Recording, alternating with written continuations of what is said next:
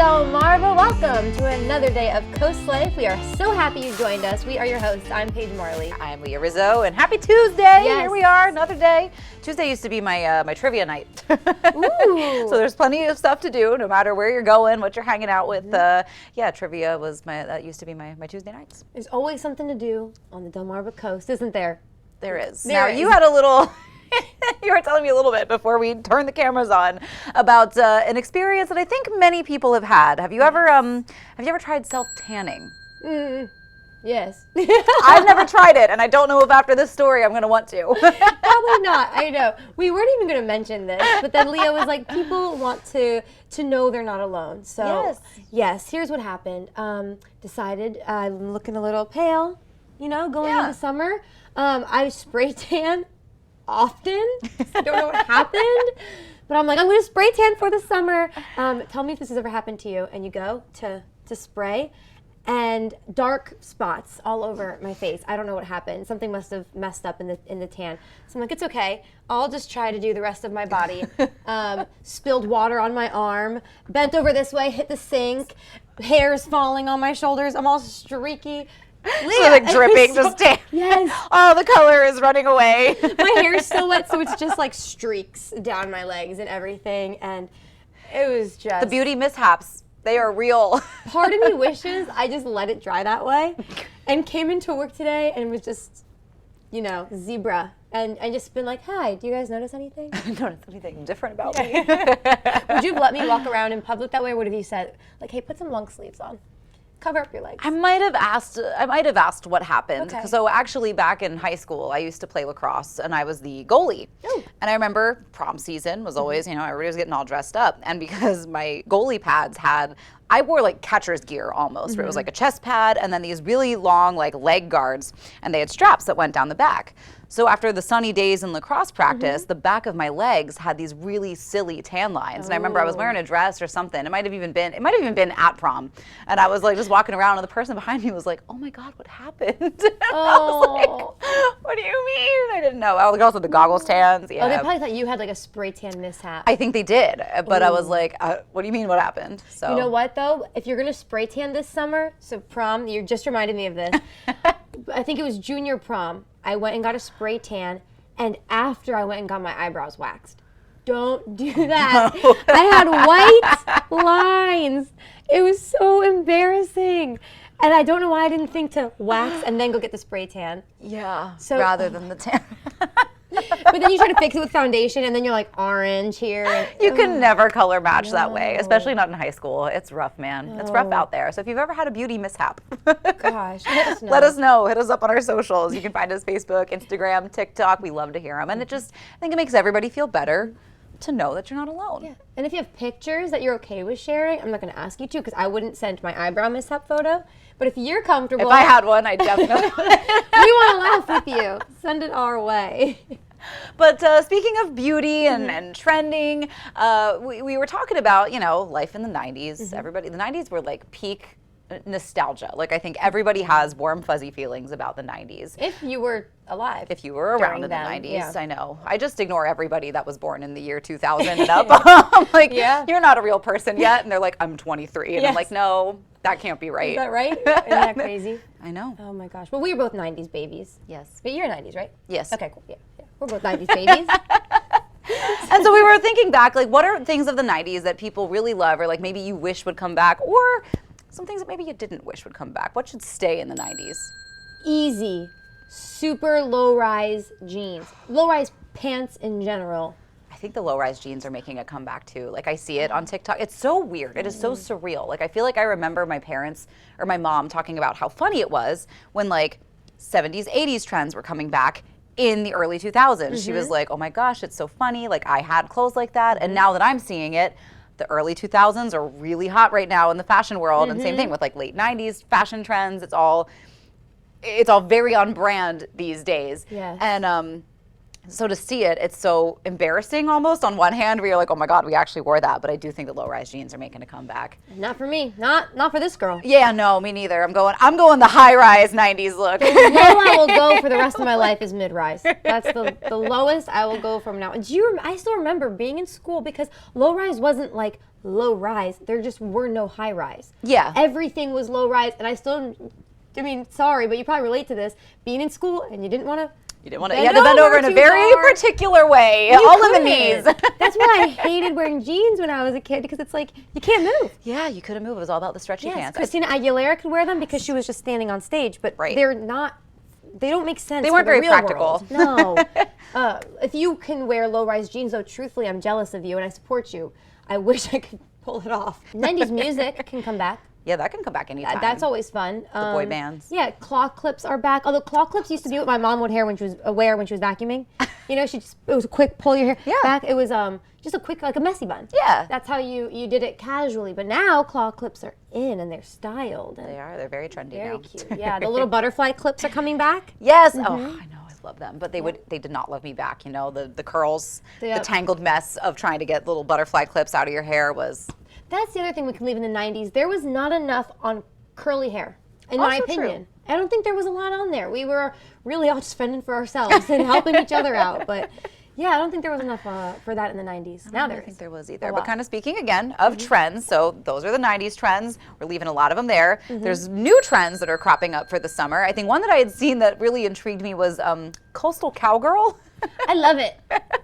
I'm not entirely sure how to explain what the coastal cowgirl trend is, because for me it was sort of like, I thought it looked kind of boho chic as well, but I think it's really just like your shorts, your tank top, and basically just pairing cowboy boots with anything, because they go with everything. Yes, and I kind of love it, because I've had cowgirl boots that I wear to a lot of country music concerts, and I always felt silly not wearing them when I wasn't at a concert. I was like, I used to wear mine all the time. Yes, I love them. Because they go with everything. And even cowgirl and cowboy hats, guys too, they're like, well, hey, covers the sun, it's practical and cute.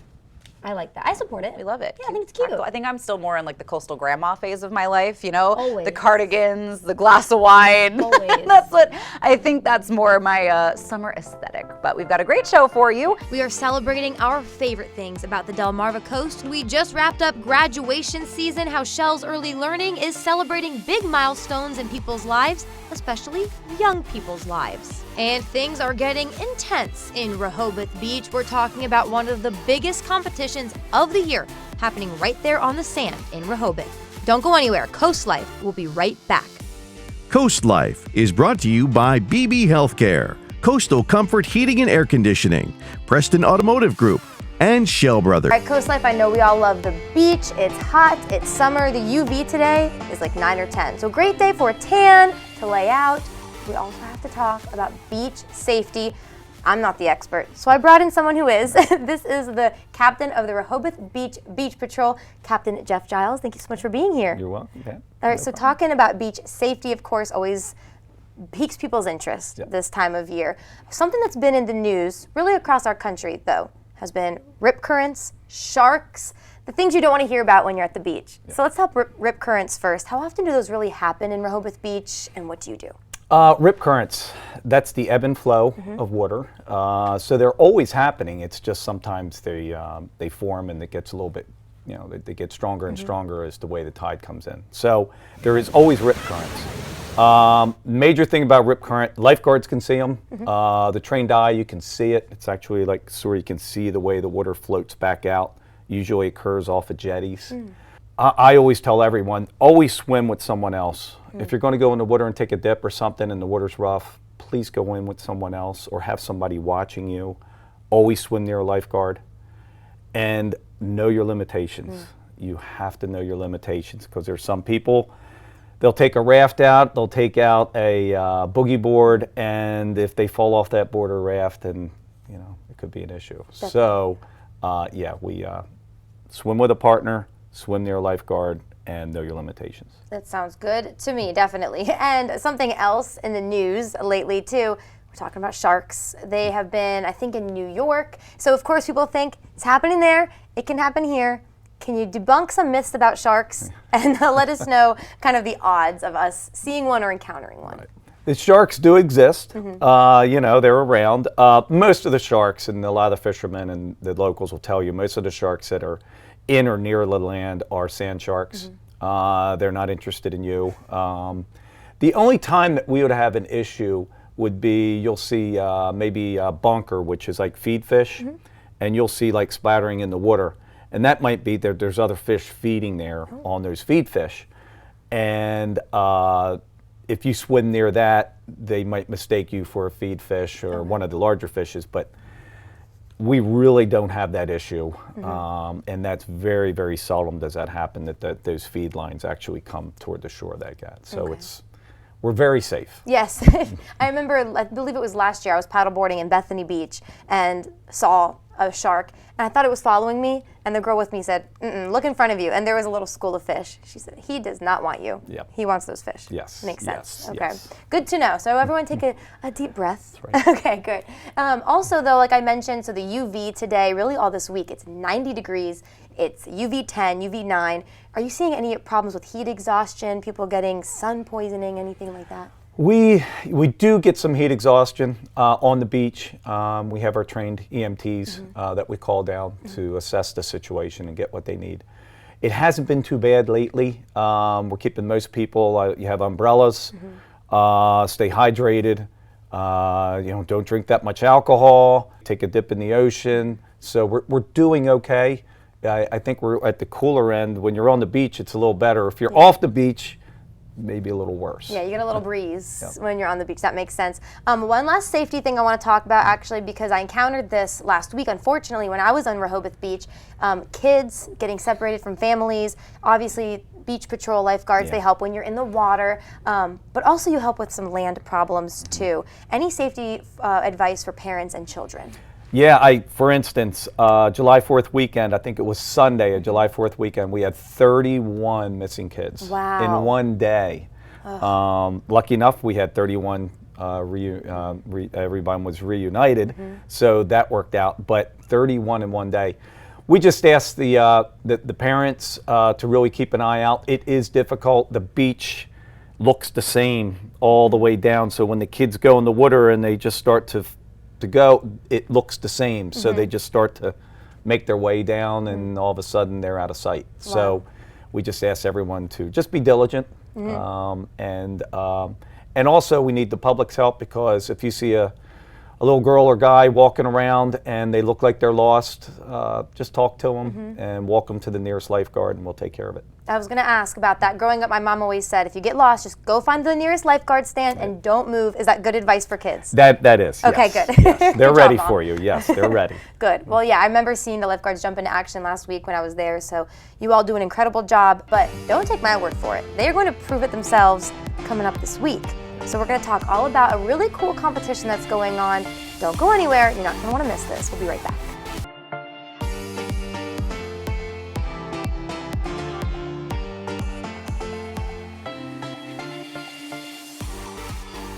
All right, Coast Life, just a couple minutes ago, I was telling you about how really cool, how impressive our Rehoboth Beach Beach Patrol is.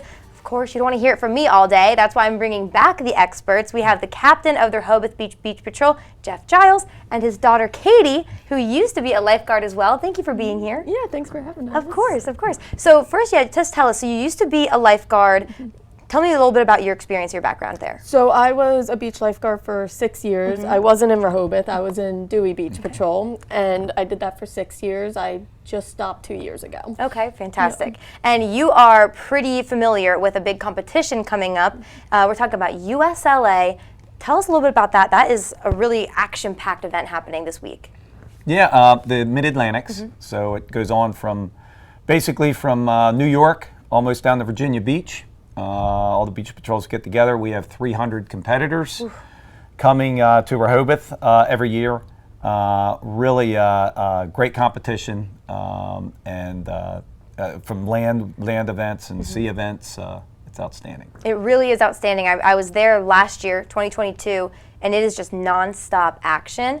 I don't know how you guys do it, but you actually competed before. Can you give us some insight into what competition looks like and what kind of competitions we can expect this week? So the competition tomorrow is the exciting one. If you do good at regionals, you get to go to nationals, which is you compete against lifeguards from all over the nation. Wow. You meet so many cool people, and it's such a great competition to be at. So the one tomorrow is the one to take seriously. It's the one you want to do good at. It's so fun to watch all the beach patrols come together and compete against each other. And so you've competed in this before. Yes. How did you do? So I competed for all 6 years. I got to go to nationals all 6 years that I competed. I was good on land. I wasn't the best in the water, but I was on land. That's okay. I did beach flags, and I was also on the sprint team, which we did get to win two years at nationals. That's great. Yes, okay. you. Wow. Running on the sand is not easy. No. Anyone can tell you that. No. I know you brought in a little, I'm going to call it a prop, but it's something you guys use. So can you show us, as best you can on a couch, how you're using this, what that entails? Well, I'll explain it, and then she'll tell you how she competed in it. Perfect. These are beach flags. It's actually just a hose. Well, we also use them for the sprint team as well. Yes, you did. That's right, for tagging off at sprints. Okay. So you'll start off maybe with 15 people, and you'll have 14 of these. So you have 15 people competing to get 14. And it just keeps going and going. Wow. So you build it all the way down, and sometimes in the competitions, Katie will tell you had 90 to 100 people. So it keeps building down till you get to the final 12. And then in the final 12, it just goes 11, 10, 9. So it's really testing you in how well and what kind of shape you're in. Your endurance, it's a total endurance sport. Yep, endurance and speed. Wow. So you did that competition? I did. I used to compete in beach flags, yes. Oh, man. So can you tell us a little bit about that then? I mean, what's going through your mind and your body? Beach flags for me was always nerve-wracking. You start down like on your stomach in the sand, and you start down like this, and I would sit there and my heart would be going like this, and I'd be trying to calm myself down because you're waiting for that whistle to go off. So it's a nerve-wracking one, but you just got to stay calm and just keep breathing through it. Oh my gosh. But this one's nerve-wracking, yes. Yeah. Oh, so if you weren't sure before, obviously Rehoboth Beach Patrol is pretty fit and very, I keep saying impressive, but truly it's so impressive. I mean, the average person can't do that, you know. Wow. So what's the goal? I'm guessing to win, but any specific goals you have for this upcoming week with your team? What's so neat is Rehoboth and all the beach patrols here in Delaware, we compete against each other every week in different competitions. The neat part is here at Mid-Atlantics, we compete with, like I'm competing, it's Rehoboth Beach Patrol. We're trying to do the best we can. But when we go to nationals, Sussex County Lifeguard Association puts together the best athletes. Wow. And then we go down and we're trying to win a national title. So it's great. We compete against each other, and when we go to nationals, we're competing to try for Delaware. That's really cool. And Ocean City has sort of its own team, and it keeps its own team together. So it's great because these kids are so competitive against each other, and then you get together with the friends that you've been competing against, and you team up. Good luck this week. That's going to be so great. And this is a free event that people can go watch, right? Absolutely. All right, absolutely. perfect. So before I let you guys go, just let the public know where and how they can watch and cheer on their favorite lifeguards. Wednesday, starting 9:30, first event. 9:30. And it will go on until about like 6:30 at night. Wow. It's great. Come in. The beach is at Baltimore Avenue, Maryland Avenue. It's cordoned off. That's where the events will be. 300 lifeguards will be down there ready to go. Great, and it's free. And it's free. Great, so you can go get pizza, come back, go get fries, come back, an all-day event. It's all day. Looking forward to it. Good luck. We can't wait to see how everyone does. Don't forget, this is tomorrow. So for right now, relax, sit with us on Coast Life a little bit longer. We'll be right back.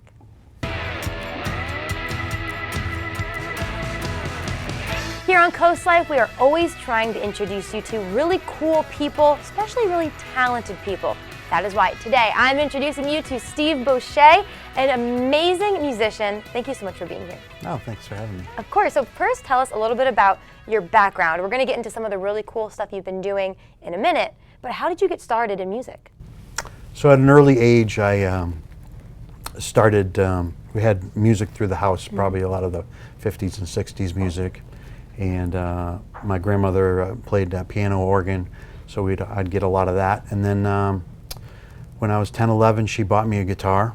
And it was the top of the line at that point, $199, and now it's worth over $2,000. Wow. So I'll probably never let it go because it's sentimental. Don't, though. Not just the sentimental piece, it's also beautiful. So we have some of this original music right here. This is your CD. And we were talking about the songs on the back, though, because while there's a beautiful picture of San Diego, you do pay some homage to Delmarva Coast. Yes, I Tell do. us a little bit about that, how you did that through your music. Yeah, so, you know, living in a lot of cities over my life, you know, the stress, the pressure seems like is always there, and especially the traffic. And sometimes you need a break, some stress reliever. And so there's a couple songs on there talk about living on the coast, which one is Memories, about being on the coast with my wife, and then the other one is The Breeze, and those are specifically about being down here. And you know, sometimes you get that breeze through your hair and it just makes you feel better. It takes a lot of stress off your shoulders, and you know, I think that's the comfort and the lower, slower Delaware feel that you get from being down here, that neighborly feel, that sense of community, and that's why we're here. That's right. That's why a lot of people move here or stay here, in my opinion. The music, right, the scenery, and just that feeling. Delmarva is definitely a feeling. So if someone's watching this and they're thinking, okay, that's what I want to do, you are someone maybe they look up to, what advice do you have for aspiring local musicians?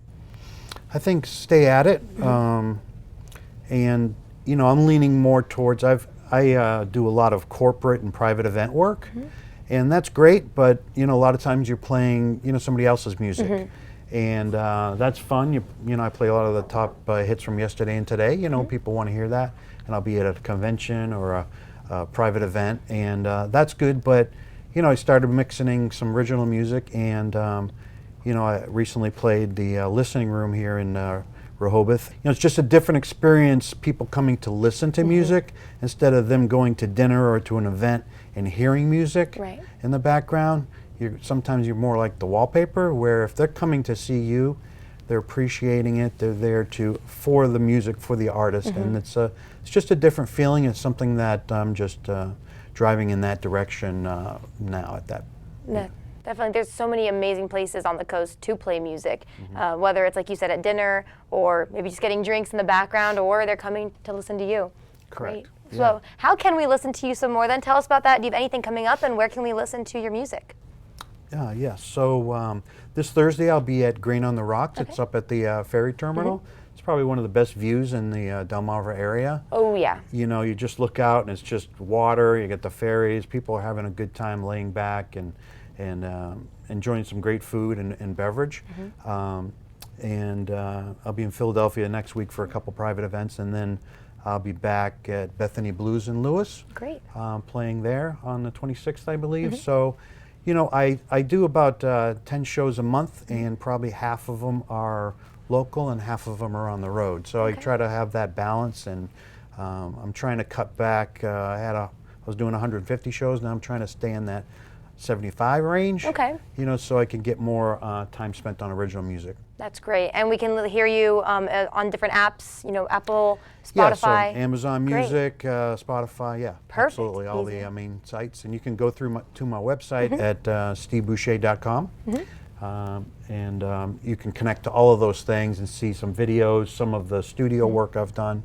Great. Correct. Sounds great. Right there at your fingertips, you can listen to Steve Boucher, some very local sounding music. The Breeze, I can't wait to listen to on my way home today. Putting this in my CD player. All right, well, before you listen to more Steve Boucher, just don't go anywhere. We have a little more Coast Life, so we'll be right back. There's a big old piece of my heart on San Diego Bay.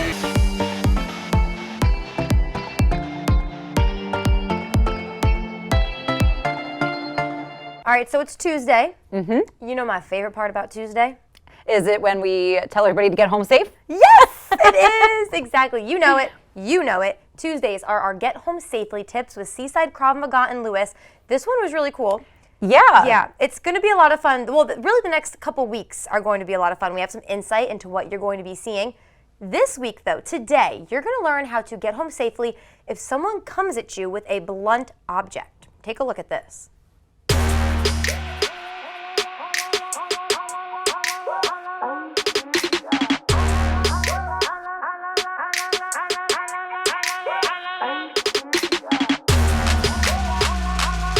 Hi, I'm Ted, and we're here from Seaside Krav Maga. I'm Chris. This week's segment is going to be how to deal with blunt objects being swung at your head.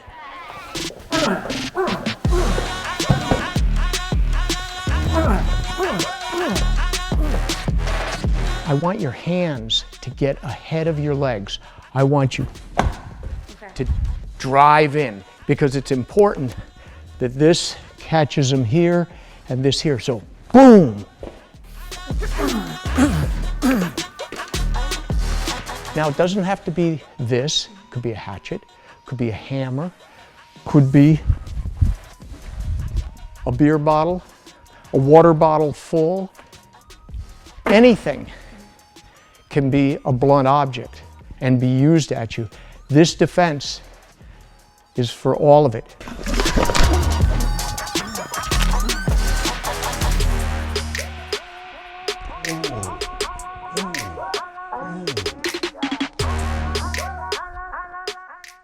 And you know, Leah, I was talking with Chris and Ted while we were there, and something really important is if you're watching, I know we talk about the intimidation factor a lot. Sure, and it is intimidating. Yes. It's a little scary at first when you're not really sure, like, oh, how, like, just, it's intense. It's intense. It is. So the good news is Chris and Ted offer private lessons. It can be just you, or if you want your friends, your girls, maybe your family there, you can do small groups as well. So just reach out to Seaside Krav Maga in Lewis, tell them exactly what will make you comfortable, and they'll make it happen. They'll make it work around you. Exactly. They really, truly are the best. And don't forget, next Tuesday, we'll have a different tip, and online, you can keep up with all the Get Home Safely tips there. Before you go online, don't forget, we have a little bit more Coast Life on the way, so stay tuned. This segment of Coast Life was brought to you by Seaside Krav Maga.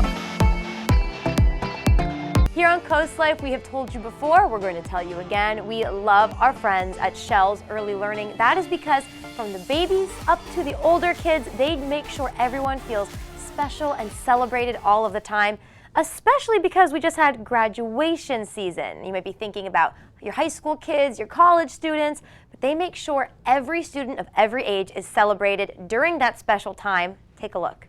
For the last 25 years, Lachelle Isaac and her daughter Angela Malabet at Shell's Early Learning have celebrated their preschoolers, preparing to take their next academic steps. And this year, they went all out. So this was actually our 25th year in business and our 25th year preschool graduation. So to commemorate, being in business for so long, we decided to go all out. We wanted to make the graduates feel special. We wanted to make our employees feel special. We just wanted the community to feel special. So our way was doing something extravagant, something you don't normally see just for pre-K graduation. You might see it for college graduation parties and things like that, but you don't experience it for the children. And we wanted to show the children and the families that anything's possible, and it doesn't have to be limited to something tiny. So we went big. We went huge, bouncy houses, face painting. We had clowns. They were making swords and hats. We had a dunk tank. We had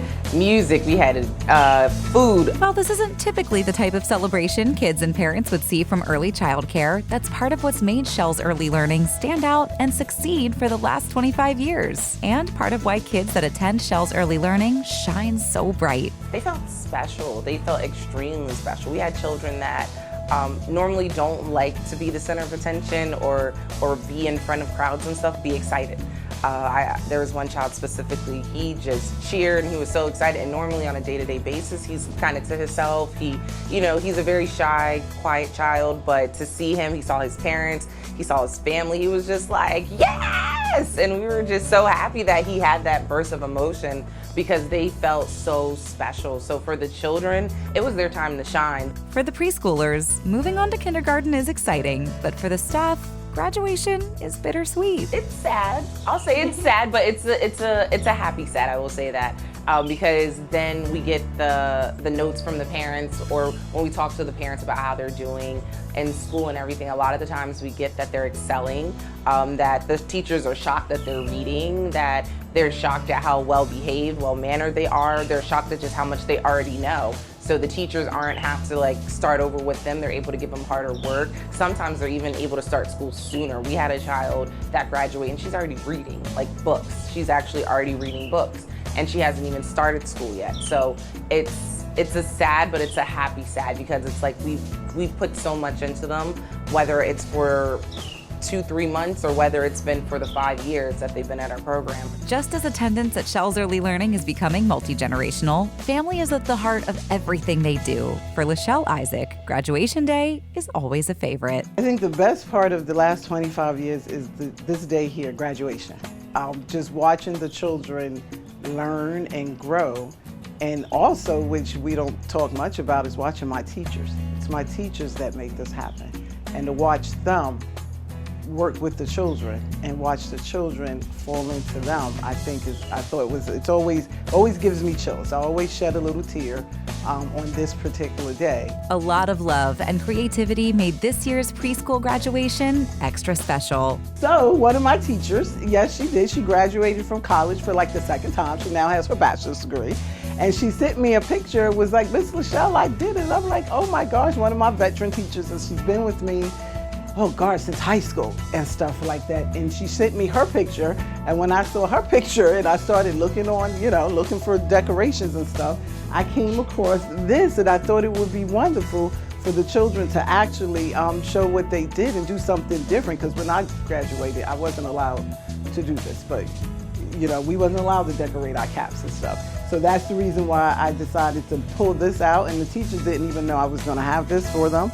And we actually decorated them, and they were so excited when they actually saw it, and the children as well too were so excited. At Shell's Early Learning, your kids will learn more than just their numbers and letters. They'll even learn a few lessons that maybe some adults should revisit. We teach more than that. We teach thank you and please and how are you and are you okay.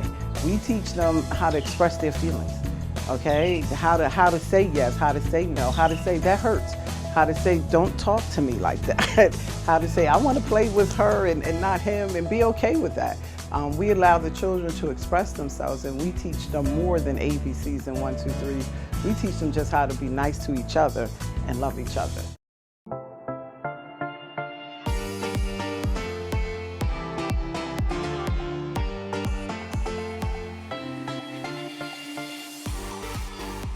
Here on Coast Life, we love celebrating the success of our locals, especially when they give back so much to the community. That is why today we have Adam and Kelly Geloff. Thank you both so much for being here on the Coast Life couch. Thanks for having us. Of course. So you may have heard we have 2 people from Coastal Delmarva now playing professional sports.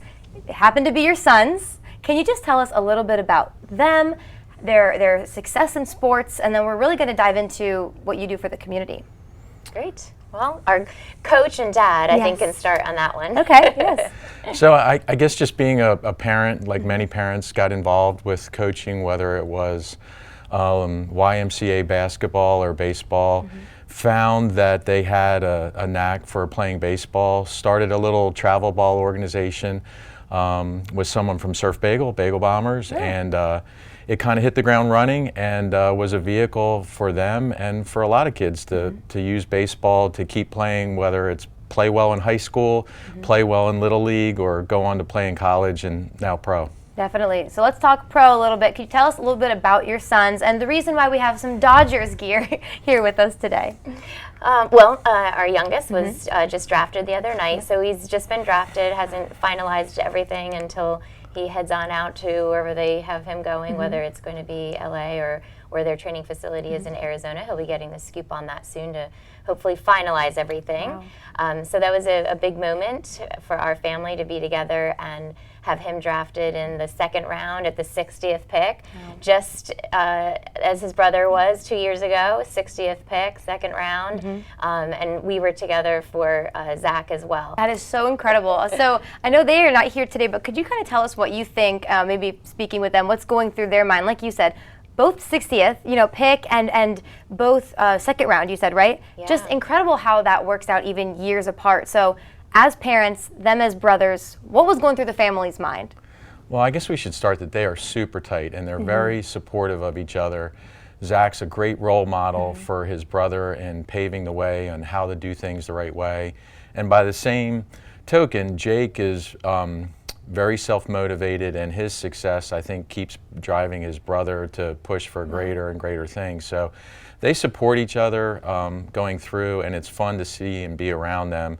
They both want to be great, and they both push each other through their different personalities to that means. Wow.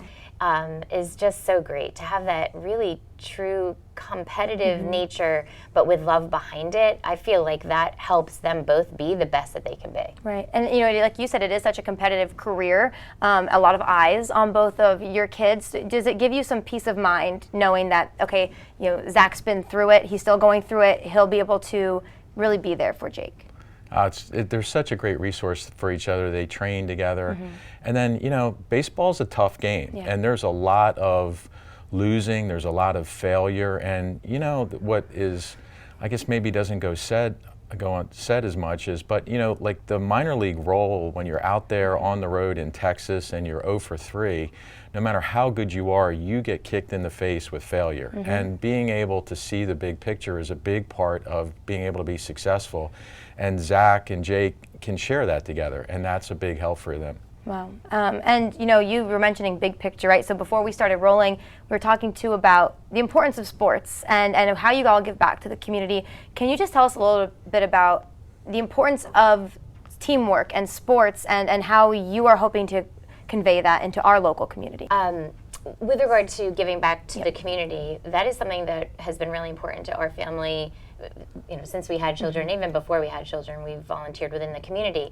But when we started the Bagel Bombers organization, Adam really took that to the next level with not just the couple of teams that we had. It grew into many teams, but then started to have the boys get involved in the community and do fundraisers or toy drives and start to really understand what it's like to give back. And we got so much great feedback from the families that the kids really enjoyed doing that. It just made them feel really good. So I do feel like Adam was a huge part of having that piece of the organization and being able to give back to the community through our boys. And it was so fun the other day. Jake, you know, rarely home, got to go down to Bridgeville and see what really is a very good District 3 Lewis Little League team. And they're all little Bagel Bombers. They all, you know, remind himself of him at the time, playing really good baseball. And you could see, like, it wasn't too long ago that was him.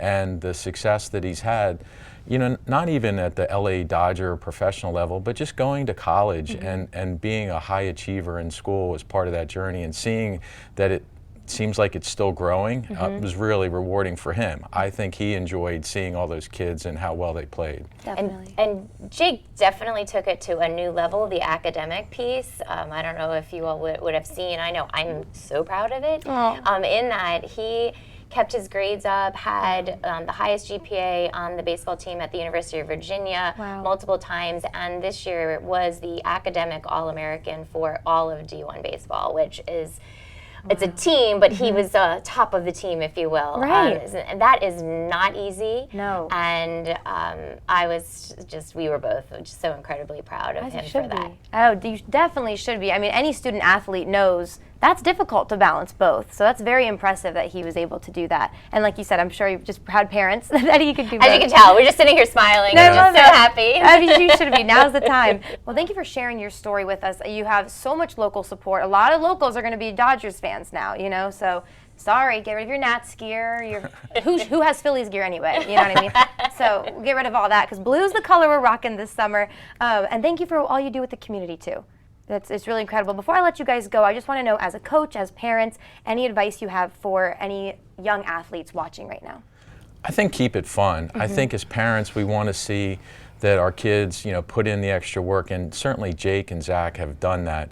But the perspective is, as long as it's fun, and playing multiple sports for as long as you can and keeping it fun is going to do that. If they're in the game, if they're having fun, the longer they're doing that, the more they have a chance to succeed. Great. Well, like I said, we'll be rooting for your family, and everyone's very proud and excited, and thank you for inspiring you and your sons, the younger athletes here. Thank you. Thanks for having us. Of course. Well, we have a lot more inspiring and incredible stories on the way, of course, here on Coast Life, so don't go anywhere. We'll be right back.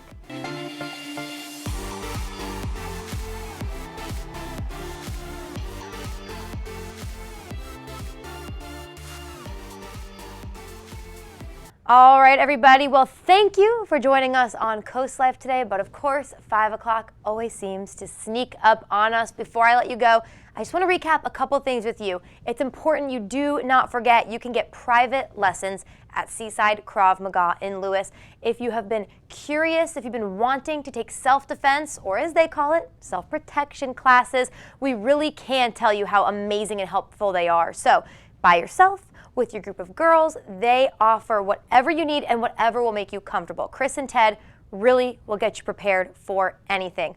Also, We want to see pictures of you in your Dodgers gear if you are supporting the local legend, Jake Geloff, or of course his brother, Zach. All right, let us know which teams you're going to be rooting for this year, or maybe you're just sticking with your normal team, okay? Hey, that's all right. Let us see you in your best baseball getup. And tomorrow, don't forget, USLA, that is in Rehoboth Beach, the best of the best lifeguard competition. It's going down on the beach all day, all right? It starts at 9:30. We want to know if you're going and who you're rooting for. I know you're going to miss us. We're going to miss you, but we'll be back here tomorrow. Every Monday through Friday, okay? Tomorrow, 4 o'clock on this couch. Have a great rest of your evening.